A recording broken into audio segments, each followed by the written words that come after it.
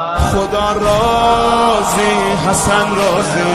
اعوذ باللہ من الشیطان الرجیم. بسم اللہ الرحمن الرحیم.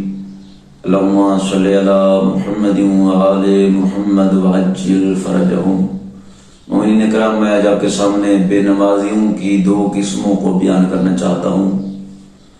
معصوم کے فرمان کے مطابق بے نمازیوں کی دو قسمیں ہیں.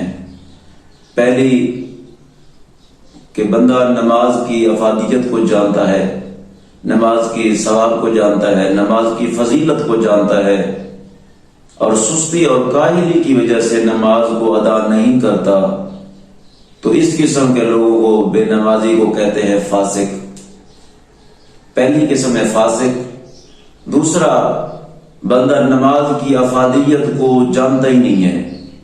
اگر اس کو کہا جائے کہ نماز پڑھو تو وہ کہتا ہے کہ کیا ہے نماز، کیا رکھا ہے نماز میں، نماز کیا فائدہ دے گی. تو وہ نماز کی افادیت کو کچھ بھی نہیں جانتا، فضیلت کو کچھ بھی نہیں جانتا.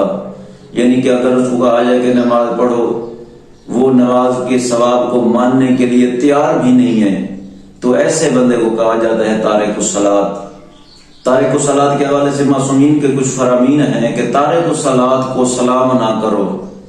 سلام کا کرنا مستحب ہے، جواب دینا واجب ہے.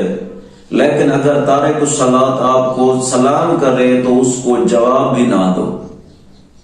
اور اس کے علاوہ معصوم کا اور بھی فرمان ہے کہ جو تارک الصلاۃ اگر بیمار ہو جائے تو تارک الصلاۃ کی تیمارداری کے لیے نہ جاؤ.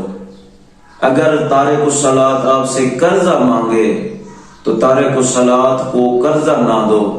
معصوم کا فرمان ہے کہ تارک الصلاۃ اگر مر جائے تو اس کے جنازے میں شریک نہ ہونا، کیونکہ تارک الصلاۃ کی اتنی مذمت آئی ہے کہ جو بندہ نماز کو کچھ بھی نہیں جانتا تو اس کے ساتھ ہمدردی برتنا یہ بھی اچھی بات نہیں ہے.